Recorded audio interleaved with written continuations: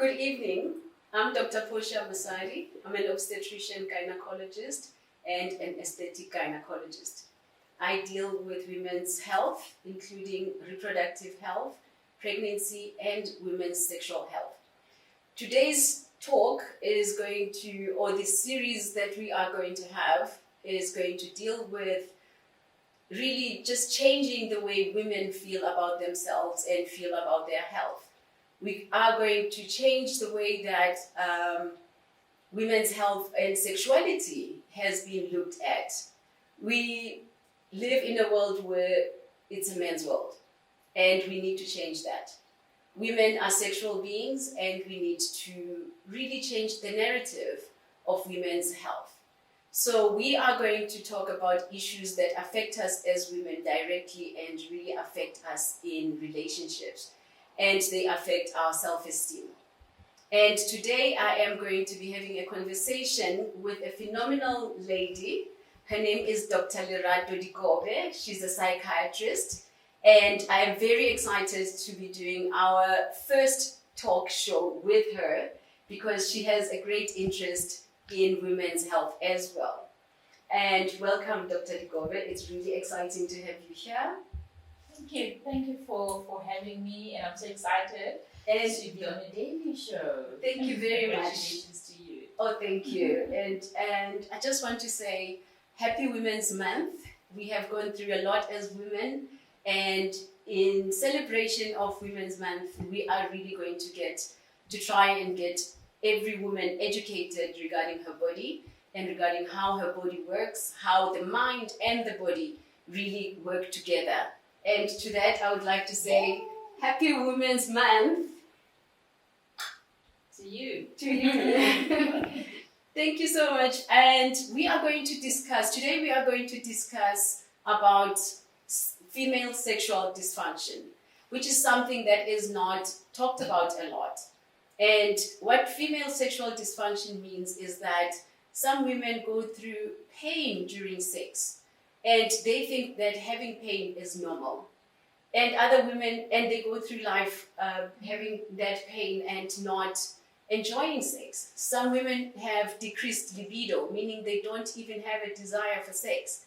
And Dr. Dikobe, you will agree with me that some women would rather have a fight than to have sex, and they would run away from a situation or pretend to be sleeping if their husbands or their partners come to join them and want to have sex. Yes. Do you just maybe have some experience regarding that? Or we'd often just have a headache Or have a Right. headache, yes. in order to avoid it. Yeah. But then the next question is, I'm not having sex with your head, I'm having sex with your vagina. If your head is sore, why aren't you giving me what I'd like to have?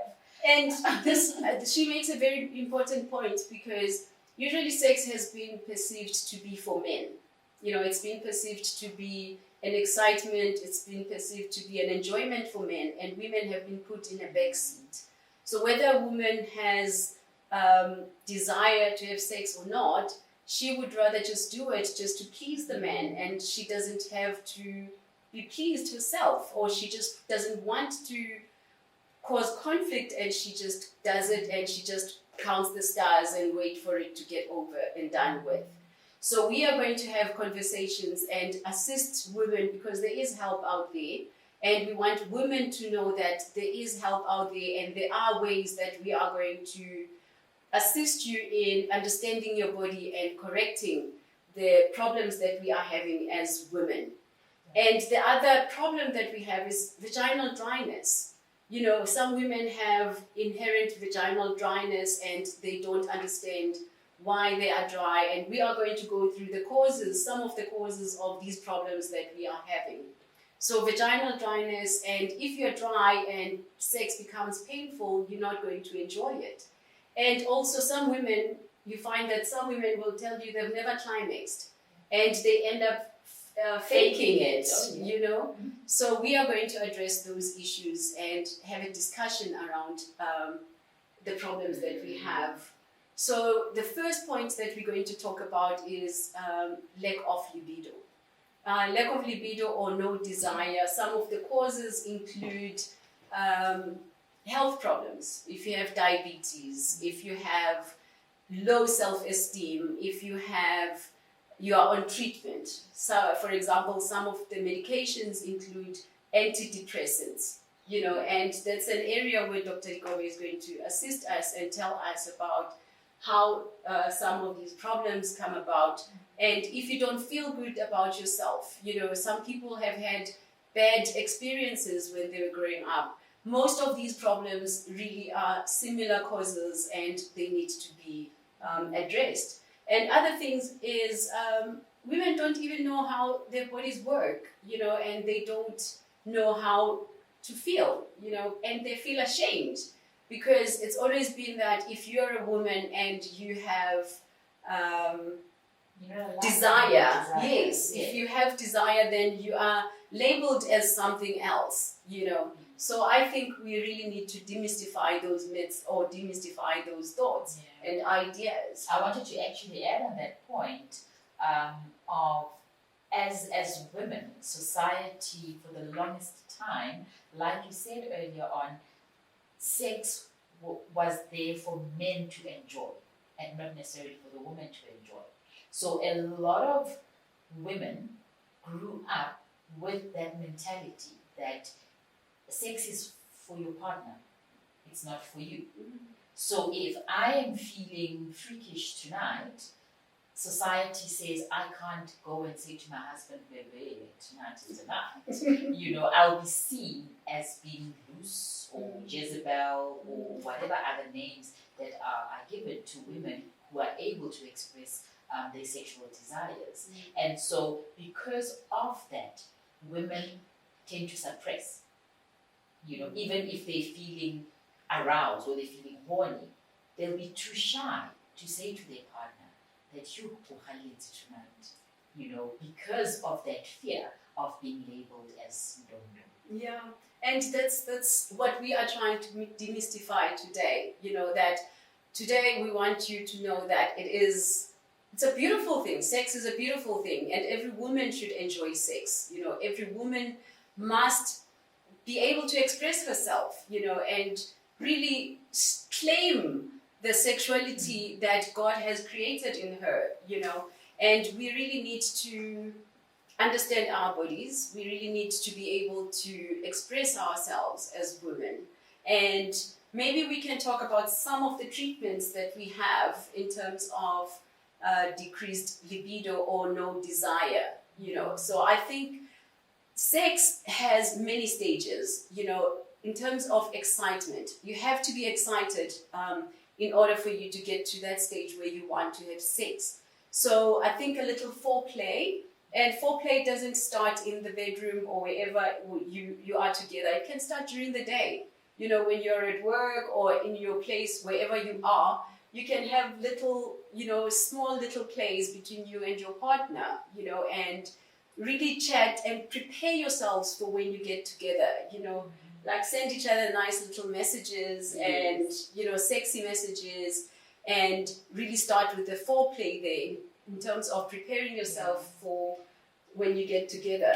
But now, if you are not in the right place mentally, if you're depressed, it's going to be difficult to have that excitement. If you're depressed, it is going to be difficult to have that desire. And that is why one of the causes of decreased libido or lack of desire is depression. And funny enough, for the longest of times, it was often believed that it's mostly physical conditions that can lead to decreased libido, things like diabetes, as you mentioned before. But they actually found that in recent studies that actually it's the depression that comes with the diabetes that will then lead to you not having an interest in sex. Because one of the symptoms of depression is loss of interest in pleasurable activities. And sex is pleasurable. So if you have this lack of interest called anhedonia, you won't be interested. You won't become excited. Flip side, with men, a lot of our African men are terrified of being diagnosed with diabetes because they equate diabetes with permanent load shedding sexually. right? I like that. Permanent load shedding. So the minute the doctor tells them that you, Rajo, onaliswikir, depression, immediately. And then often they will go and do what? They will go and test drive it outside. Outside, because now it's not working at home. To see if it will work outside. Yeah. So it's the emotions, it's the mental state that will then take away that desire. And this brings it to a very important point, because it's very important that we know that sex is a communication between two individuals. The partners need to talk about sex. You need to know your central areas, your erogenous areas. In that way, you will be able to guide your partner in knowing your erogenous areas. And male partners, tend to feel, I think, undermined. I don't know if it's like that in other cultures, but in our African culture, they tend to feel undermined when their female partners tell them, no, but baby, I like it if you nibble on my earlobe. Who did that first to make you know that this is what you like? And I think it's high time, as women, we take ownership of our bodies. And how will you know where your central areas are if you don't touch yourself first? And which is another taboo that we have to break, because really, if you're going to buy a car, you have to test drive it. So you are the car and you must test drive yourself, because it is very important to know your central areas, and she just spoke about the ear. Some people have sensation in the ear, and with guys, the important thing is what we want to send out there is that not all women have the same sensation in one organ. Somebody will be busy nibbling on your ear and you'll be like, what is he doing on my ear? When you have sensation elsewhere. So on your toes. On your toes, you'd like him to tickle your toes, and yet he is busy, nibbling your ear, and then that just reduces your sensation. But that communication. So that communication is very important. And like you said, with foreplay, often I'd have women come into my consulting room and they'll be like, no, he comes back from work and then he's just sitting in front of the TV, and I'll go and I'll take my bath and then I'll read a book and then I fall asleep.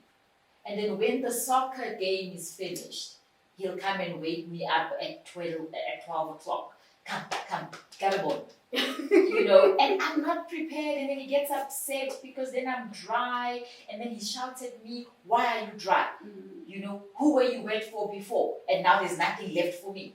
Yeah, I think the communication is key, and we really need to get to the point where we communicate. So, Dr. Lerato, thank you, and thank you to our viewers, and thank you for interacting with us on Facebook and on Instagram. And we have some of the questions that you have sent through to us in order to really address the issues that you are having. So I'm going to read some of the questions that you have, and we will try and address them. One question says, I don't enjoy sex at all. This is affecting my relationship. And this is really something that we really need to address, because sex is enjoyable. It should be really enjoyed. And I think we will go through the reasons, or the possible reasons why she is not enjoying sex, and we can just get through to it. And Dr. Lerato, do you want to? Look, I think possibly, I think there's numerous reasons why a woman would say that she's not enjoying sex. Either she's with the wrong partner, or because of her own personal reasons. It could be past traumatic childhood experience, history of molestation, history of having been sexually violated. It does affect women's interactions with their partners. Even if they're in a loving relationship, the minute it's time for that intimacy, It can give them flashbacks, and then their bodies clamp up, and then they end up not enjoying sex. It ends up feeling like they are being violated again, and then the pain would happen, probably because they're not being adequately aroused and not lubricating properly, and then that's when the pain would come. Another reason perhaps why she may not be enjoying sex is the lack of interest. You know, if she's got an untreated depression, or she has anxiety. You know, when you are very anxious, it's often very difficult to switch off the mind from that which is distracting you internally, because anxiety is fear-driven. And if while we're sitting here, this beautiful set, a black mamba were to slither in between our legs, we are not going to be thinking sex. Yeah, we are going to be thinking either we run or we chop the head off. The last thing on our minds would be sex. So when somebody is living with chronic fear, they can't switch those thoughts off. Another reason could be, like you said earlier on, that there's no communication. The sexual pleasure is for the partner alone. And then she may be ending up feeling like she's just an object for his gratification, and perhaps that could be leading to her not enjoying it. And another thing is, I don't know how old the person that sent this message is, but sometimes as you grow older, you know, your sexual desire goes low, and or sometimes you get pain, you know, and sometimes some of the causes of that pain would be infections, or it could be because you're growing older, you're approaching menopause, and your sexual desire decreases. So it's very important for the listener to really go and get checked, you know, and get treated, and also to check how the relationship is, you know, work through your relationship, but also to really explore your body. You know, I know there's always myths that if you touch yourself, if you touch your body, your hands will turn green.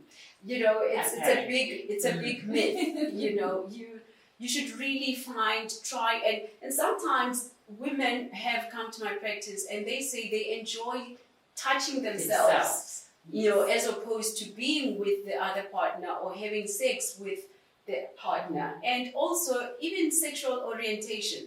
Some women are not attracted to men, but because of the stigmas around sexuality. So sometimes a person is not enjoying sex because she's not attracted to men, but attracted to other women.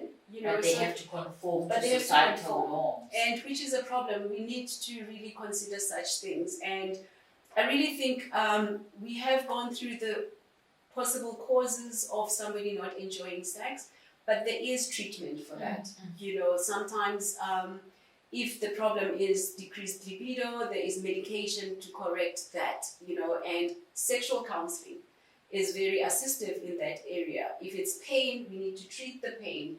If it's decreased orgasm, we need to give medication and treat the orgasm, because there is medication that assists with orgasm. And it's very important that one should go and seek help and consult, you know, and get the help that they need.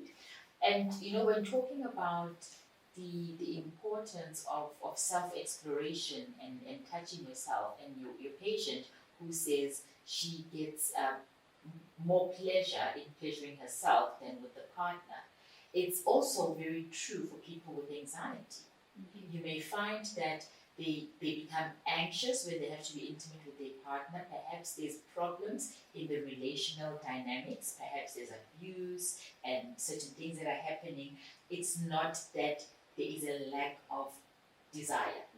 When they're alone, so if the partner maybe travels and they're alone for the weekend, they are able to pleasure themselves and actually are able to climax, you know, quite successfully, because the object of their anxiety might not be there. So coming to treatment, it's very important, and it's something I think that we were taught in medical school, to take thorough history. You need to take thorough history to try and understand what are the possible dynamics that could be at play.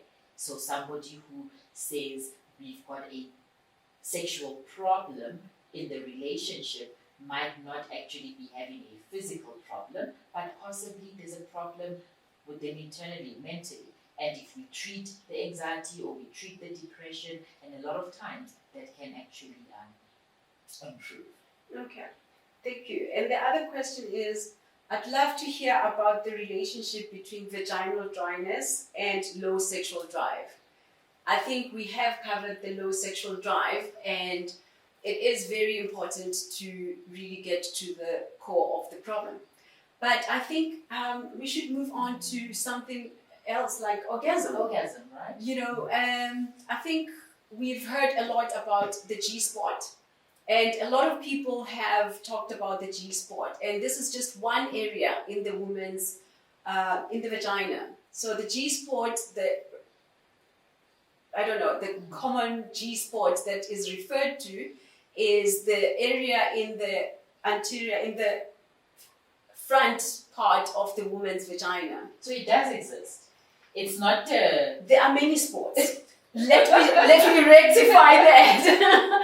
Different women have different spots.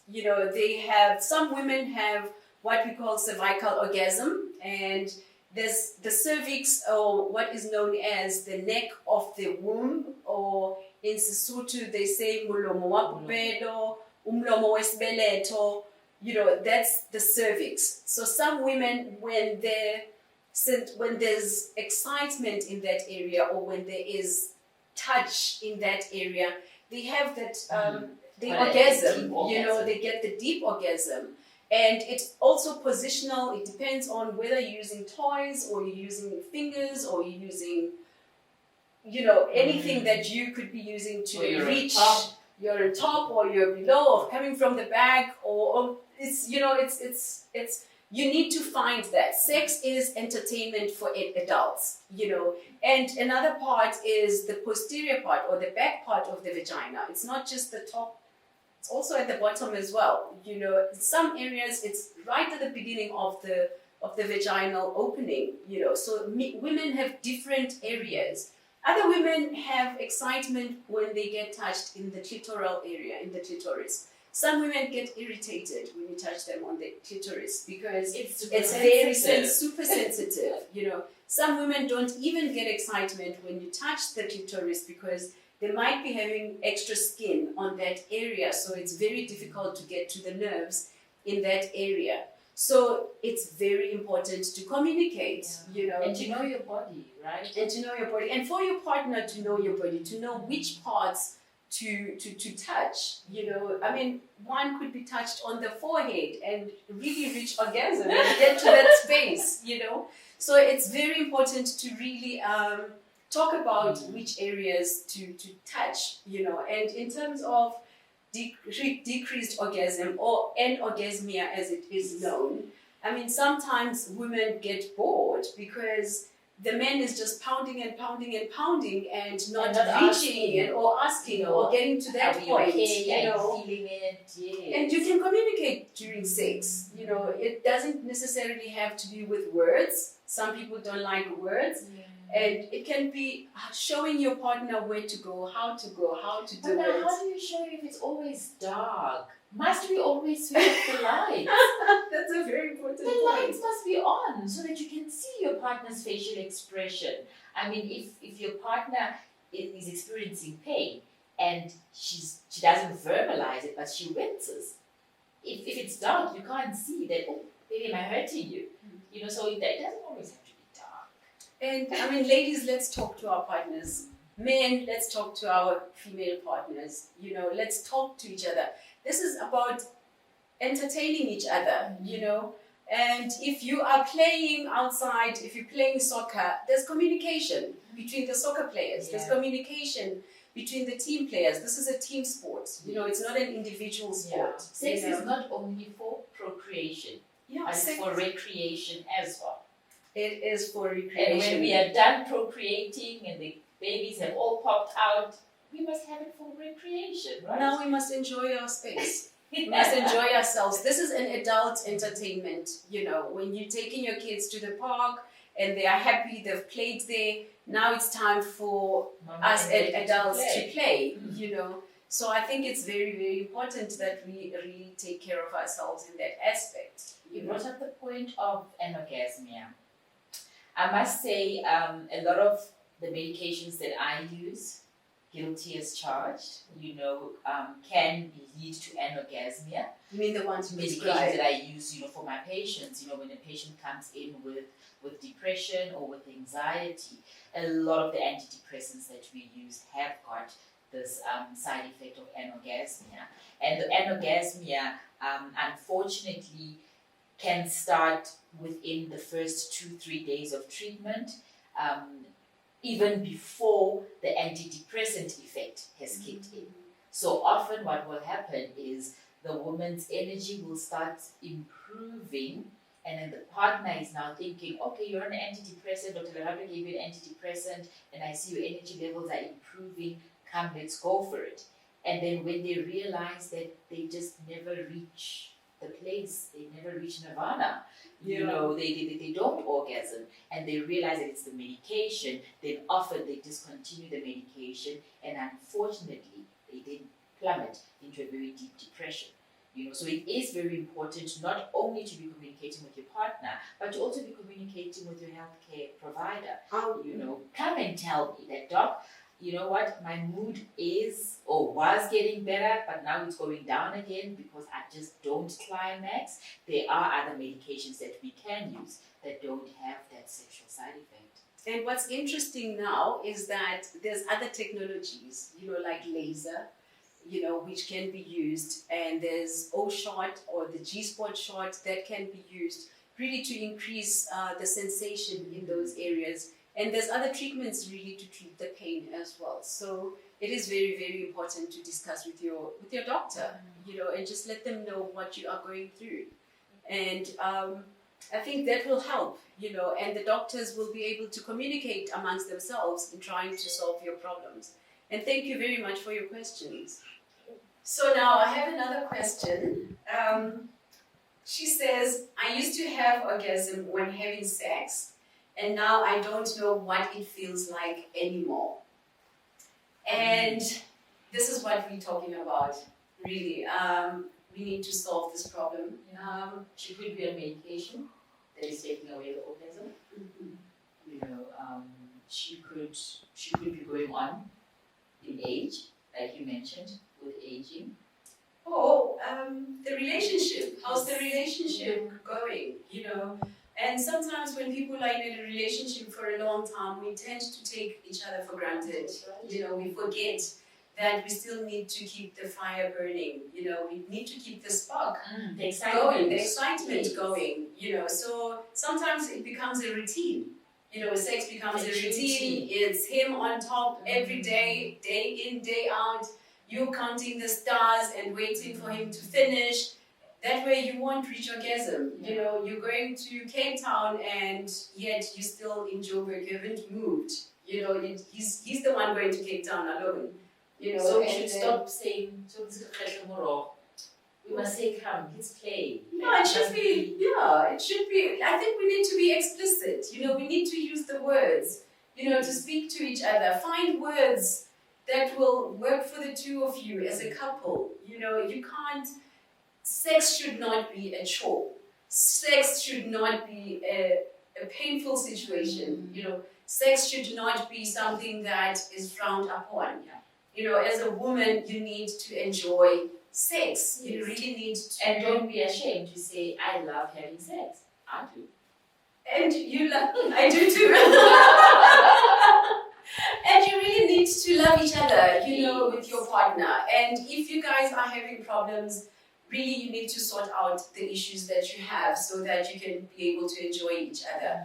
I mean, this lady who used to have orgasm, and she's now not having orgasm, we need to find the reason why. Is it because of being menopausal, postmenopausal? Is it because of an illness that she has just gotten, maybe? Is it because of medication that you're on? Is it because of the relationship that you're in? Is it because as you grow and as you evolve, or is it with the new partner maybe that you have, or or is it the old partner that you had and you guys are not taking each other seriously, or you're taking each other for granted, or you're forgetting? Our bodies change. You know, if previously your knee was the most sensitive place, maybe this time it will be the elbow, you know, as you grow older. So it's very important that you really look and find out what the reasons are, and really seek help if you're not getting any. Once you've looked at yourself, once you've gone through your body, once you've really explored yourself with your partner, because you can explore each other. You know, you can. I mean, the skin is the biggest organ in the body. Yeah. You know, you have from forehead to toe. You know, play with your bodies. You know, you've got the front, you've got the sides, you've got the back, you've got the outside of the vagina, you've got the inside of the vagina, you've got the vulva, you've got many organs. You know, you've got thighs, you've got every part in the body that you can play with. You know, so as a couple, you need to play with each other's bodies. Yeah. Don't be afraid to play with each other's bodies. May I ask a question? Can childbirth, NVD, change your reaction to sex? Can that change how your vagina now reacts as compared to pre-delivery? Yes, NVD stands for normal vaginal delivery, and so for some women, after giving birth, which normally they do have that change, you know, in the way they feel. And you just need to remember that the vagina itself doesn't have a lot of nerves, because childbirth would be unbearable, as painful as it is. It doesn't have a lot of central nerve endings in that area, but that basically doesn't mean that you don't have nerves there. You do have, but it is limited to a point where I said there are some areas where you will find that sensation. So sometimes after giving birth, normally or vaginally, you do get a decrease in that sensation. And that's where some technologies like laser therapy comes in, where it just brings everything together and it increases the sensation, can rejuvenate. You know, you've heard of vaginal rejuvenation, or sometimes it becomes bigger than it used to be before. So the muscles relax. So the muscles will relax. So you will have to, for some women, you find that they were cut and when they were giving birth, and then they lose that laxity. They become lax. You know, it becomes bigger. So you find that it happens to some of the women. So communication again is important. It is extremely important. You as the female partner in the relationship who has just gone through the trauma of pushing a human being out of your vagina, your male partner who has not gone through that needs to be made to understand that this area has changed and may need to re-explore. Yes, and at the same time, I think it's very important that we really appreciate women's bodies. You know, I mean, childbirth is a very, it's not called labor for nothing, because a woman really goes into, it's like working, you know, and that vagina has gone through a lot of trauma, you know. And if a woman gives birth today and tomorrow the husband wants, or the man wants to have sex, it's going to really change the way she feels about sex, because it's painful, it is uncomfortable, there's a lot of things coming out of there, you know, discharges and stuff that are normal after birth. She's uncomfortable with her body, she had gained a little bit of weight. So that thing can have long-standing effects for a woman, you know, in terms of sex. You know, so I think it's very important to really consider each other. But I think for men, love your women, you know, just love them, nurture them, take care of them, you know, and make them feel, pleasure them. You know, I think the most important thing is giving back or giving to each other. It's a give and take type of relationship. You know, if somebody gives you a gift, you must be also willing to give them a gift. You know, you must pleasure your woman. Take pride in pleasuring your woman and making your woman feel good about herself. find spots in her body that she never knew existed, in her body. And you will have pride as a man to say, oh, Yes. I do it for her so Yeah. that she feels good about herself. But that said, as a woman as well, don't just now relax and say, I'm a mother of 4, I'm not even going to put in an effort. It's uturobe. We're smart, feel good, feel sexy. If you look good, you feel good. You may be a size 42, you may be a size 34, but you know what? If you feel like a sex vixen, that's what will be in your bedroom. Yeah. And it doesn't always have to be in the bedroom. It doesn't. You can do it wherever. It's Send all a matter of the kids to the grandparent. I like you, Dr. Lerato. So it's very, very important. Let's communicate. Let's work with our bodies. Let's use our bodies to pleasure each other. Let's pleasure each other and find, a middle ground between the two. The reason I'm also addressing men is because really some men are in the dark. Yes. They don't know what to do. They just fiddle and they just try and hit the spot and they don't know. And sometimes they're lucky and they strike it. And sometimes they're unlucky and don't strike it at all, and you are left thinking, some women tell me, Doc, I've never orgasmed in my life before, and then, what happens is that people are told, oh no, you must go to such and such. He will hit the spot.